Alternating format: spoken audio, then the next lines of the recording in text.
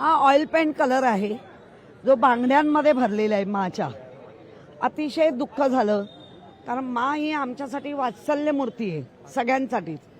आणि अशा वात्सल्य मूर्तीवर कोणाचा राग असू शकतो? हा नक्की कोणी केलंय, ज्याने केलंय त्याची वर्तमान काय आहे, त्याचा भूतकाळ काय आहे, ह्याचा तपास नक्की पोलिसांनी केला पाहिजे. कोणाच्याही दबावाला पोलीस बळी नाही पडले पाहिजे. खरं तर हाच प्रश्न आहे की 24 तास इथे पहारा असतो पोलिसांचा. नेमके हे घटना घडली तेव्हा पोलीस कुठे गेले होते यावर काही मला मला मला असं वाटतं की ज्यांनी कोणी केलंय, ज्याला कोणाला उकसवलंय कोणी, ते सगळं अभ्यास करूनच टाकला गेलाय. म्हणजे थोडा वेळ पोलीस इकडे तिकडे असतील, सारखा पारा नसतो, गस्त घालत असतात.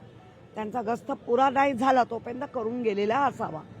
ताई, आपण जर बघितलं तर सिंदूर ऑपरेशन झाल्यानंतर ह्यांनी मॅच खेळवली गेली, त्यानंतर तुम्ही त्याला विरोध केलात आणि त्यासाठी सिंदूर तुम्ही गोळा केलात, त्याचं हे परिणाम आहे. मुळामध्ये आम्ही कुठच्याही क्रिकेट खेळाला विरोध नव्हताच. आमचा विरोध होता ज्या 7 अतिरेकी जे केंद्रातूनच सांगितलं जात होतं की ते पाकिस्तानचे आहेत, तर अख्ख्या देशातल्या नागरिकांचं म्हणणं होतं असल्या नालायक नीच वृत्तीच्या पाकिस्तानी देशातल्या कुठल्याही गोष्टीवर आपला संबंध असता कामा नये. क्रिकेट तर अजिबात नाही. ताई, शेवटचा प्रश्न, मुंबई कुठेतरी अशांत करण्यासाठी हे सगळं केलं जात आहे का? आता केलं जातंय ना, होतंय. का होतंय, कशाला होतंय ते आपल्याला उत्तर मिळतील.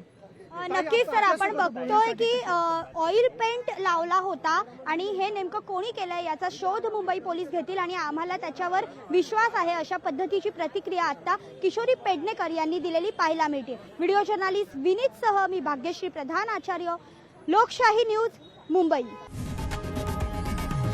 लोकशाही मराठी ऐका, पहा, जागरूक रहा.